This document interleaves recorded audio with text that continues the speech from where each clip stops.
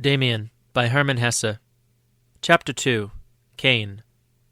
Salvation from my tormentor came from a totally unexpected quarter, and at the same time I was conscious of a new element in my life, which has affected me right up to the present day. A new boy had just joined our school.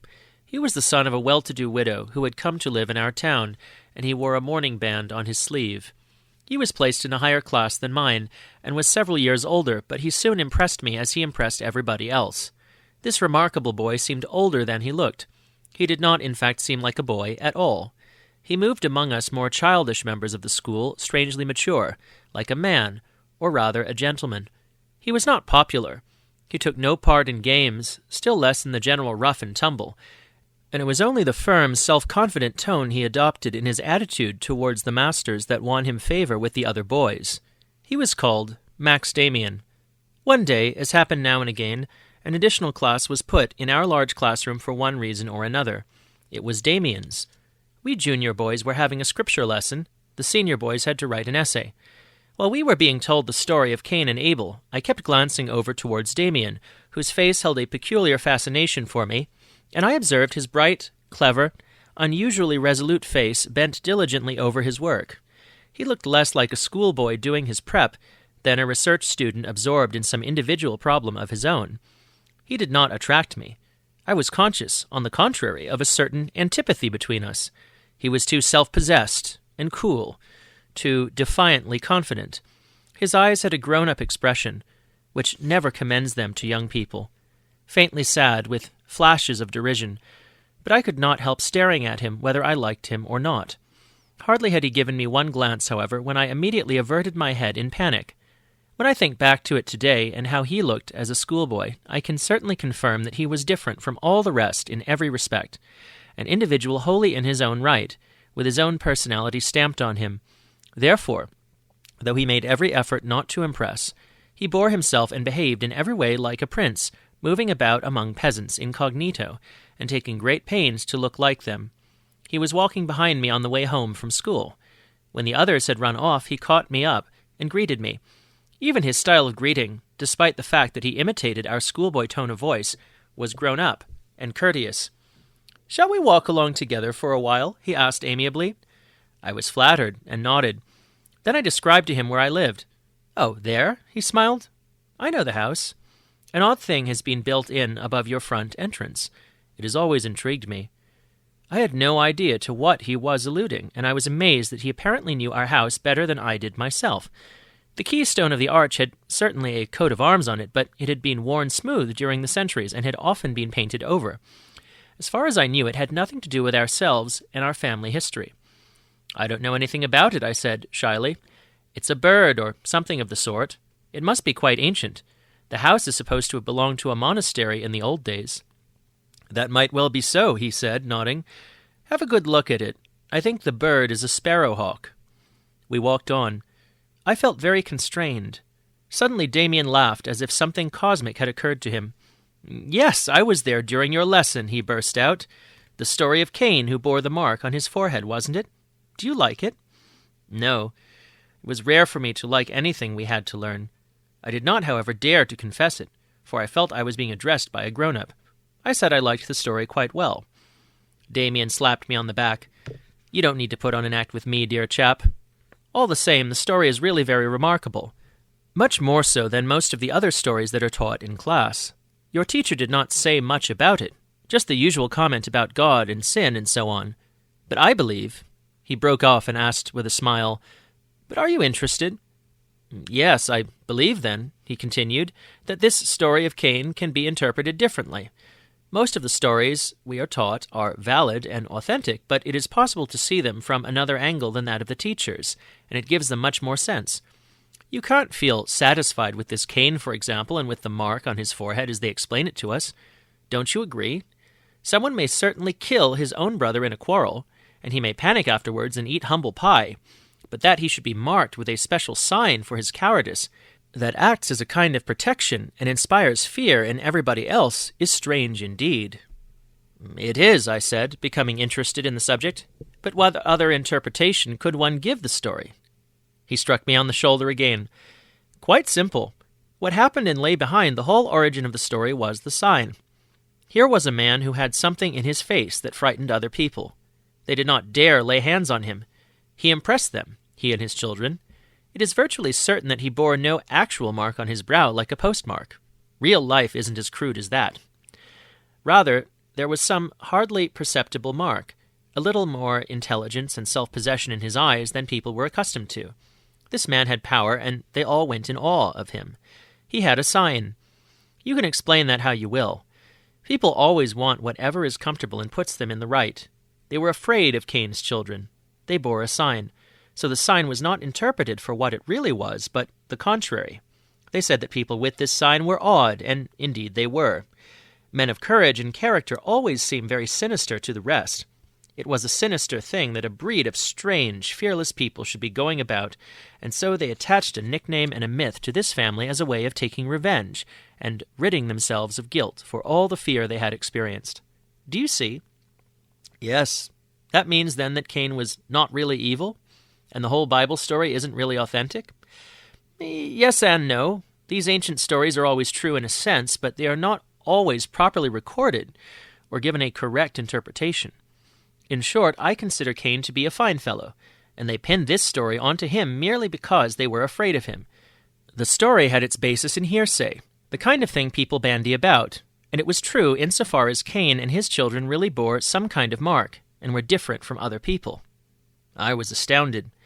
And do you believe that the business of the slaying isn't true either? I asked, fascinated. Oh yes, that's certainly true. The strong man slew the weak. But we may well doubt whether it was his brother. It isn't important. Ultimately, all men are brothers. Thus a strong man slew a weak man. Perhaps it was the deed of a hero, perhaps not. At all events, the other weaklings were now filled with fear, complained bitterly, and when they were asked, "Why do you not slay him too?" they did not reply, "Because we are cowards," but "We cannot. He has a sign. God hath branded him." The fraud must have originated somehow like that. But I'm keeping you. Goodbye, then. He turned into the Altgasse and left me standing there more baffled than I had ever been before in my life. Almost as soon as he had gone, everything he had said seemed utterly incredible. Cain, a noble man. Abel, a coward. The brand of Cain, a mark of distinction. It was absurd. It was blasphemous and wicked. Where had God been? Had he not accepted Abel's sacrifice? Did he not love Abel? No, it was all nonsense. Demian had wanted to fool me, lead me on and get me into trouble. He was a devilish clever fellow and could talk, but he couldn't put that one over. I had never before given so much thought to a Bible story, or any other for that matter. It was a long time since I had forgotten Franz Cromer so completely for hours, for a whole evening in fact. At home I read the story once again as it was written in the Bible. It was short and unambiguous, and it was quite mad to look for any special, hidden meaning. At that rate, any murderer could masquerade as a favored one of God. No, it was nonsense. It was just Damian's easy and attractive way of telling these things, as if everything were self-evident. And then that look in his eyes. There was something very wrong with me. I had lived in a wholesome and unsullied world. I had been a kind of Abel, and now I was stuck so deeply in the other world. I had fallen and sunk, and yet, at heart, I could not really help it. How was this? And now a memory flashed through my mind which left me almost breathless. On that fatal evening, when my present trouble had begun, and I had been with my father, I had suddenly seen through his world of light and wisdom. Indeed, I myself, who was Cain and bore that sign, had imagined that the sign was nothing to be ashamed of, but a distinction, rather, and that, because of my wickedness and misfortune, I stood higher than my father, higher than the pious and righteous. I did not think the matter out as definitely as that, but my thought was composed of all these elements. It was a stirring of strange emotions that hurt me and filled me with pride at the same time.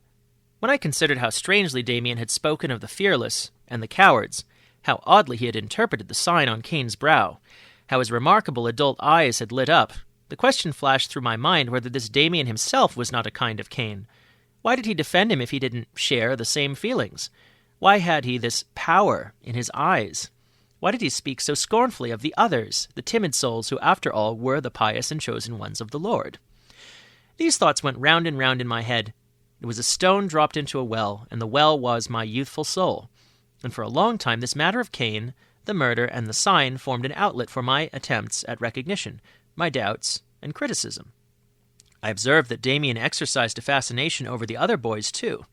I had not breathed a word to anyone about the Cain business, but the rest also seemed to be interested in him. At all events, there were many rumors in circulation about the new boy.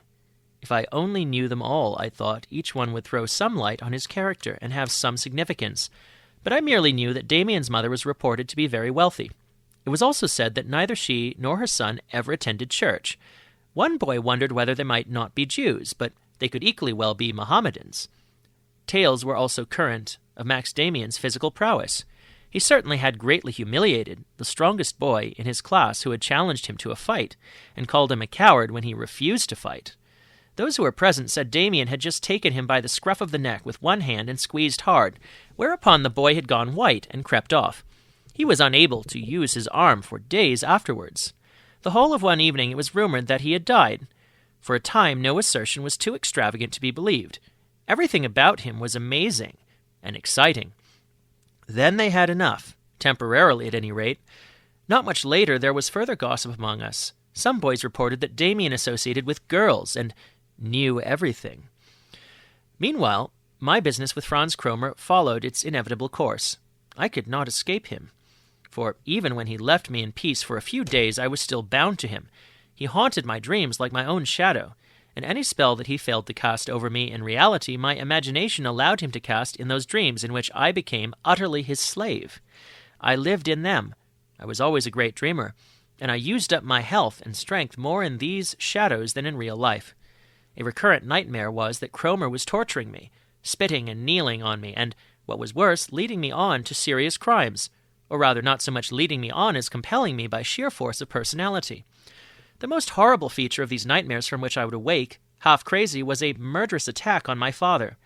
Kromer sharpened a knife and put it in my hand, and we stood behind the trees of an avenue, lying in wait for someone. When that person approached and Kromer conveyed to me by pinching my arm that this was the man I had to stab, I saw that it was my father. Then I would wake up. Although preoccupied with these things, I certainly did still think about Cain and Abel, but I gave little thought to Demian. When he first approached me, it was, oddly enough, likewise in a dream. Once again, I was dreaming of torture and violence of which I was the victim, but this time it was Demian who knelt on me. And, this was a new feature and deeply impressed me, everything that I had resisted and that had caused me pain when Kromer was my tormentor, I suffered gladly at Demian's hands, with a feeling compounded as much of ecstasy as of fear. I dreamed it twice, but the third time I found Franz back in his accustomed role. I've long been unable to separate what I experienced in these dreams from the reality. Be that as it may, my bad relations with Kromer followed their course and were not at an end when I had paid off the sum owing to him with the fruits of my petty thefts. No, he now knew about these thefts, for he pestered me with questions about the source of the money, and I was more in his hands than ever.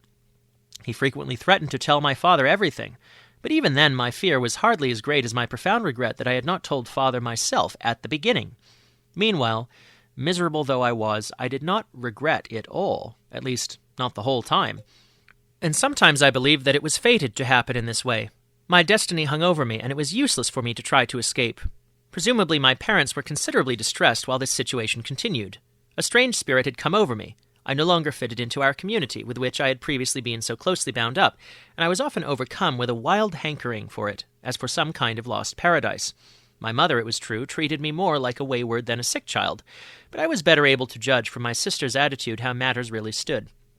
This attitude of extreme indulgence towards me caused me infinite distress, because it made it plain to me that I was considered as one in some way possessed, more to be pitied than blamed for his condition, but one, nevertheless, in whom the devil had taken up his quarters.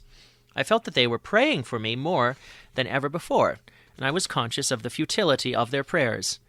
I often felt a burning need for relief, a longing for sincere confession, but I knew in advance that I would be unable to tell and explain it properly either to my mother or father.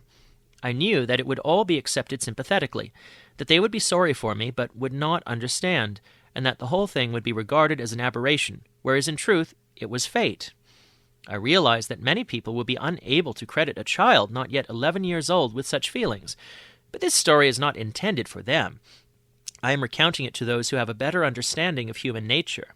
The grown-up who has learnt to translate a part of his feelings into thoughts misses these thoughts in the child, and therefore finally denies even the experiences themselves.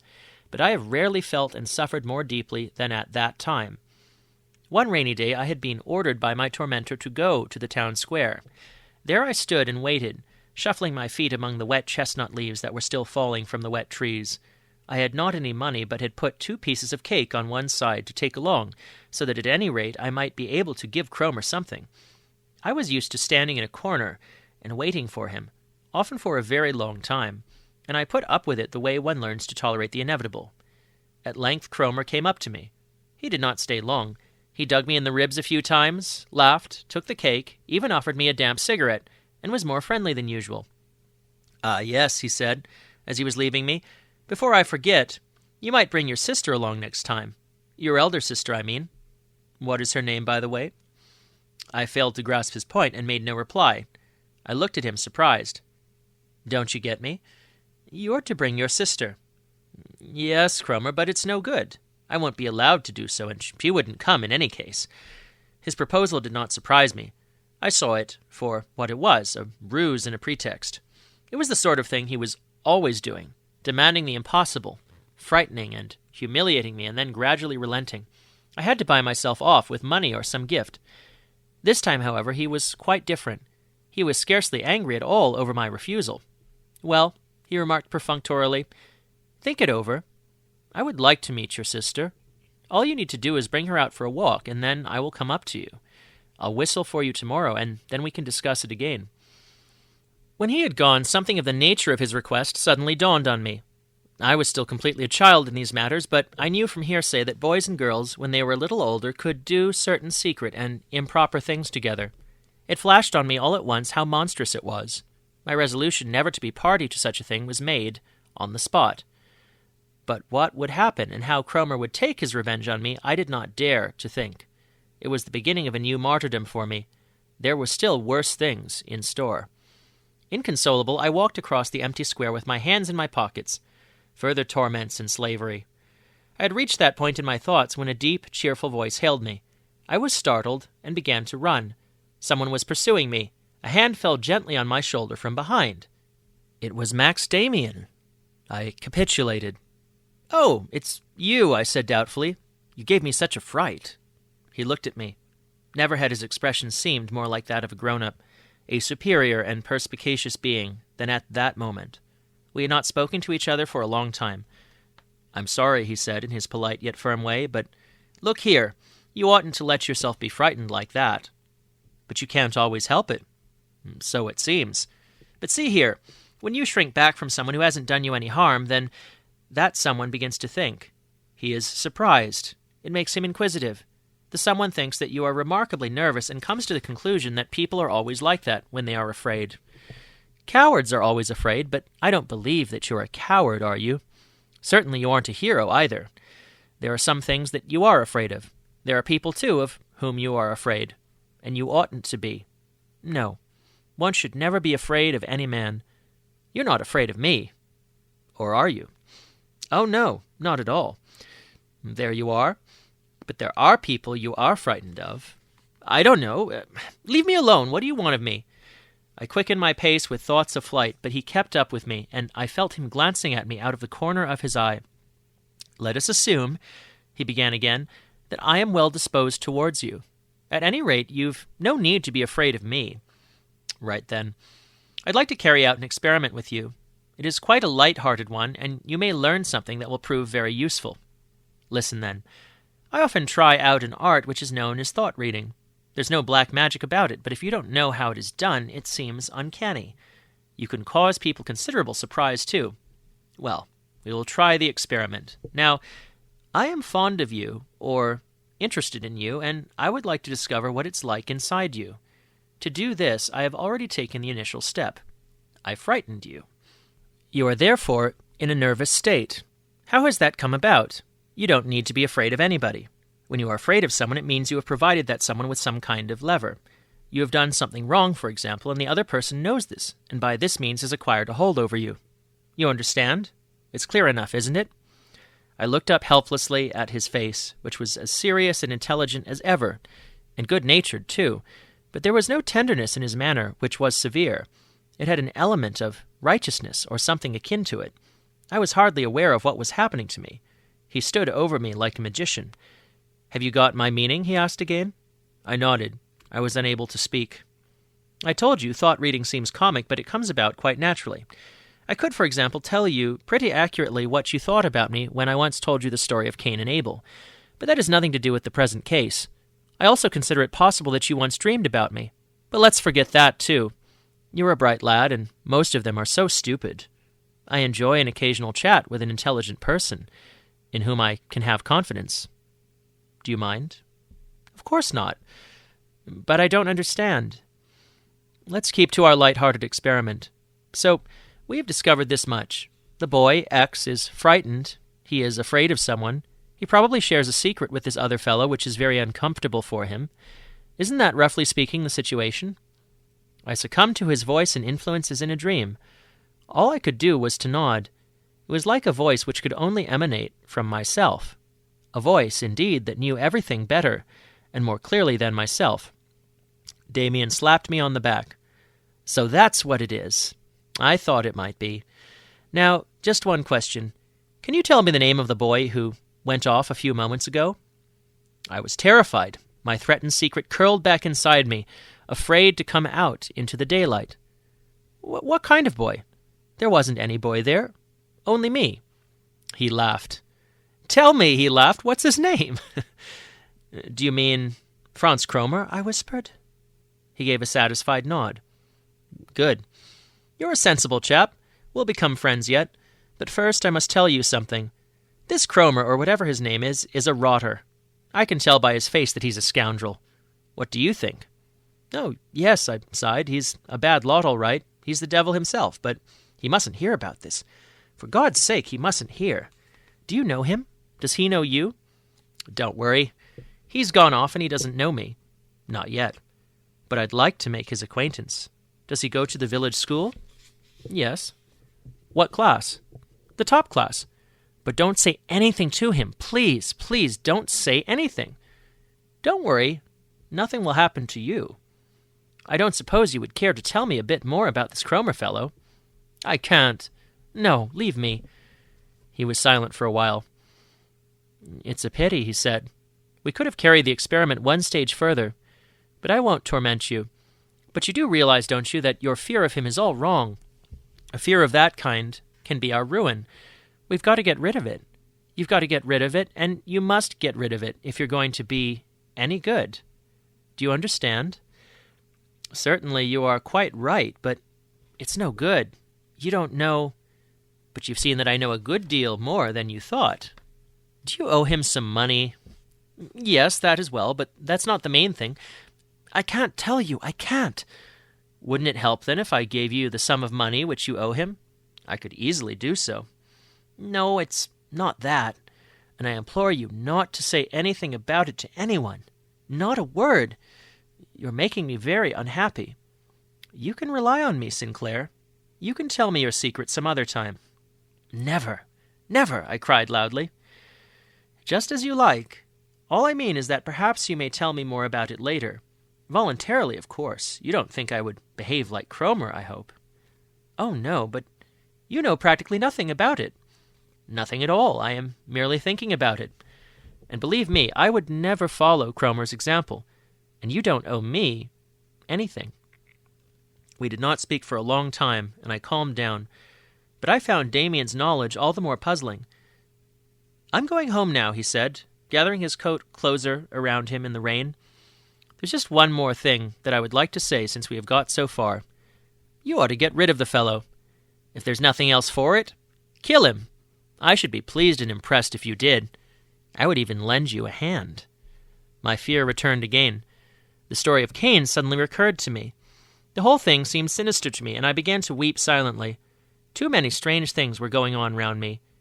"Good, then," laughed Max Demian. "Go home now. We'll do something, though murder would be the simplest. The simplest thing is always the best in such cases. You're in bad hands with friend Cromer." I found my way home and felt as if I had been away for a year. Everything looked different. Between me and Cromer stood something like the future, something in the nature of hope. I was no longer alone, and now for the first time I saw how terribly alone I had been with my secret all those weeks. And something occurred to me over which I had often pondered, that a confession to my parents would merely relieve me without entirely redeeming me. Now I had almost confessed to someone else, a stranger, and a feeling of relief rushed at me like a strong perfume.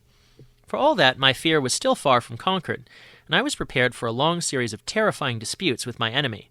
That was why it seemed remarkable that matters were being allowed to drift so discreetly and undisturbed.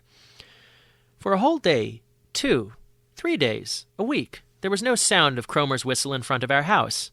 I could not believe it, and was continually on the watch in case he might suddenly reappear when he was least expected.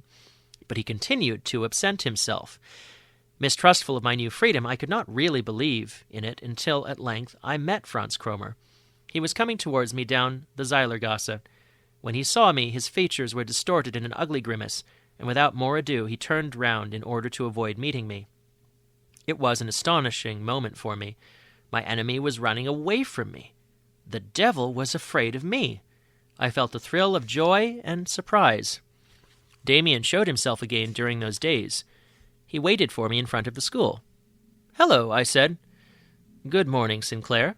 I only wanted to hear how you were getting on. Cromer is leaving you alone, isn't he?" "Are you responsible for that?"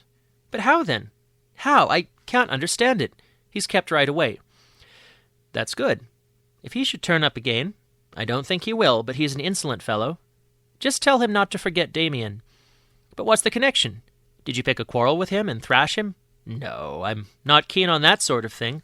I've merely been talking to him as I did to you, and made it plain that it is to his own advantage to leave you alone." "Oh, but you haven't paid him any money." "No, sonny. You had tried that method already." He made off, though I badly wanted to question him, and I was left with the oppressive feeling he always gave me. It was an odd mixture of gratitude and awe, admiration and fear, consent and inward hostility. I resolved to see him again soon, so that I could discuss it all with him, as well as the Cain business. But this was not to be. Gratitude is certainly not a virtue that I believe in, and to expect it from a child would seem false. So the utter ingratitude I showed towards Max Demian does not surprise me. Today I have no doubt whatsoever that I should never have recovered, but would have been ruined for life if he had not freed me from Cromer's clutches. Even at that time I was conscious of this liberation as the greatest experience of my young life, but I deserted my liberator as soon as he had accomplished the miracle.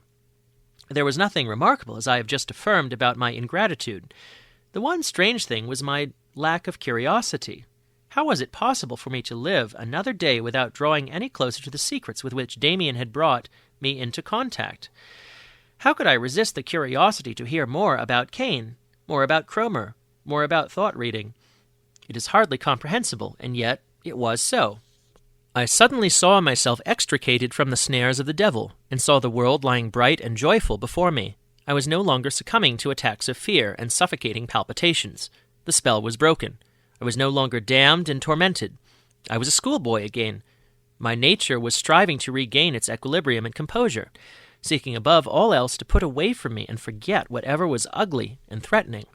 The whole long story of my guilt and fright was slipping away from my memory with incredible rapidity, without leaving behind any scars or ill effects. I can also understand today why I was trying to forget my Savior and Helper with equal rapidity. From the valley of sorrows of my damnation, from the frightful slavery with Cromer, I was fleeing back with every fiber of my damaged soul to where I had been happy and contented, the lost paradise that was now opening up again, the untroubled world of mother and father, to my sisters, the smell of cleanliness, the at oneness with the God of Abel. Already on the day following my short conversation with Demian, when I was finally fully convinced of my newly won freedom and had no fear of losing it again, I did what I had so often and so desperately wanted. I confessed. I went to my mother. I showed her the money box with its damaged lock and filled with counters instead of money, and I told her how long I had bound myself through my own guilt to an evil tormentor. She did not wholly grasp my story, but she saw the money box, the change in my appearance, heard the change in my tone of voice, and felt that I was cured and restored to her. And now, with heightened emotions, I underwent the ceremony of my readmittance to the fold, the prodigal son's homecoming. Mother took me along to father. The story was repeated. Questions and exclamations of praise were showered on me.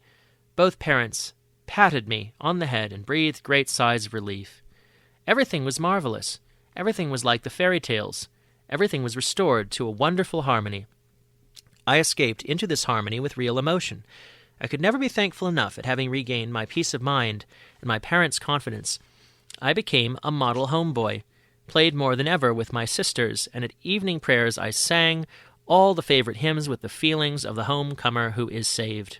It came from the heart. There was nothing false about it. And yet, my house was not really in order. It was that fact alone that really accounted for my neglectful attitude towards Demian, for it was to him that I should have confessed. The confession would have been less exaggerated, less emotional, but much more fruitful for me. As it was, I was clinging with all my roots to my former earthly paradise. I had returned home, and had been accepted in grace. But it was not Damian's world, nor was he suited to it. He, too, though in a different way from Cromer, was a tempter, and moreover my link with the second, evil world with which I never wanted to have anything more to do. I could not and would not abandon Abel and glorify Cain, now that I myself had once more become an Abel. That was the outward connection. The inner, however, was that I had escaped from Cromer's and the devil's hand, but not through any power and effort of my own. I had tried to tread the paths of the world, and they had been too slippery for me. Now, as the grip of a friendly hand had saved me, I retreated to my mother's lap, in the security of a pious and hedged-in childhood, without as much as a glance at the world outside. I made myself into someone younger, more dependent and childish than I was. I had to replace my dependency on Cromer by a new one, for I was unable to walk alone. In the blindness of my heart, I chose to be dependent on my father and mother, on all the familiar and much-cherished world of light. I already knew that it was not the only one. If I had not followed this course, I would have had to stick to Demian and confide in him. That I did not do so seemed to me at that time on account of my justifiable mistrust of his strange ideas. In reality, it was entirely because of fear. For Demian would have been far more exacting than my parents. By means of persuasion, admonition, mockery, and sarcasm, he had done his best to foster an independent spirit in me. Alas, how well I realize that today. Nothing in the world is more distasteful to a man than to follow the path that leads to himself. Yet 6 months later I was unable to resist the temptation, and during a walk I asked my father what one was to make of the fact that many people considered Cain better than Abel. He was taken aback, and explained that this was an interpretation which was by no means new to our time. It was one that had arisen already in Old Testament times, and it had been taught among sects which included the Cainites. But this heresy was, of course, merely an attempt on the part of the devil to destroy our beliefs. For if one believed in the right of Cain and the wrong of Abel, then it followed that God had committed an error, that the God of the Bible was not the true and only God, but a false God. In reality, the Cainites were reputed to have taught and preached something of the sort, but this false doctrine had long disappeared, and he was surprised that a school friend of mine should have heard anything about it. At all events, he warned me gravely against harboring such ideas.